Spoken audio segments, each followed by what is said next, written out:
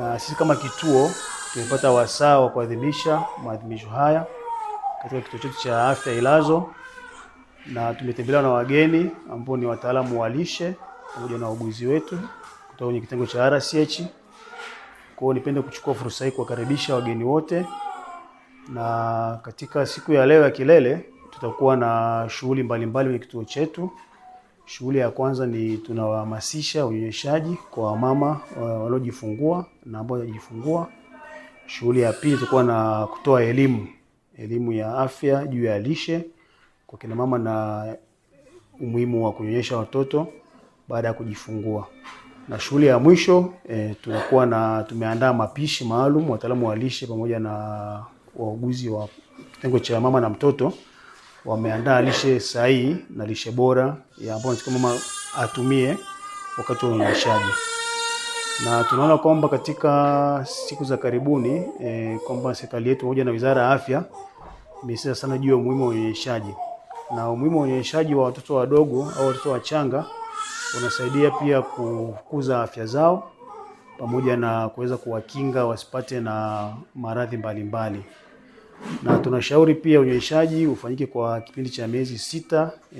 Mtoto anakuwa anakunywa maziwa la mama tu. Baada hapo anaanza na vyakula vingine, na wataalamu wataelezea kwa undani zaidi. Kwa hiyo sisi kama kituo cha afya tumekuwa tukiratibu hizi shughuli za kila siku katika kliniki yetu ya mama na mtoto kwa kuwapa elimu. Na tunaanza zoezi hili tokea tarehe 1 mwezi wa 8. Tumekuwa tukifanya hivyo kila siku kutoa elimu kwa mama pamoja na wananchi wanaofika kwenye kupata huduma kwenye kituo chetu. Hii ni maadhimisho yanafanyika dunia nzima, sio Tanzania peke yake. Sawa, kila tarehe 1 mwezi wa 8 mpaka tarehe 7. Wiki nzima imekuwa ni maadhimisho ya unyonyeshaji wa maziwa mama duniani. Kwa nini dunia iliweka hii wiki ya maadhimisho? Sawa? Kwanza ilitambua mchango wa kazi kubwa ambao mama anaufanya. Jamani, tunafanya kazi kubwa tunabeba mimba, tunapata mtoto, lakini unyonyeshaji sio kazi rahisi, si ndio kwa dunia ilitambua mchango wetu sisi kama kina mama kwa kazi kubwa ambayo tunafanya ya kuwanyonyesha watoto. Lakini si tu dunia ilitambua mchango wetu, lakini pia ilikuwa inataka jamii ifahamu umuhimu wa maziwa ya mama. Na kila mwanajamii ambaye familia itapata mtoto ajue jukumu lake ni lipi kwenye kumsaidia mama kunyonyesha. Sawa? Ilitaka pia serikali ijue, kwa maana serikali imeleta inatoaga ile miezi 3 mama anaenda kujifungua, si ndio mradi tu apate muda wa kunyonyesha mtoto. Lakini pia mtumishi anaruhusiwa baada ya miezi 3 anakuja kazini, anatoka saa 6, si ndio? Lengo ni kumsaidia kuweza kunyonyesha maziwa yake kwa miezi 6 ya mwanzo. Sawa? Lakini pia nataka jamii sisi ambao tumezungukwa na familia ambayo imepata mtoto ijue majukumu yake katika kumsaidia mama, si ndio? Tunapojifungua tunakuwa tuna kazi kule nyumbani.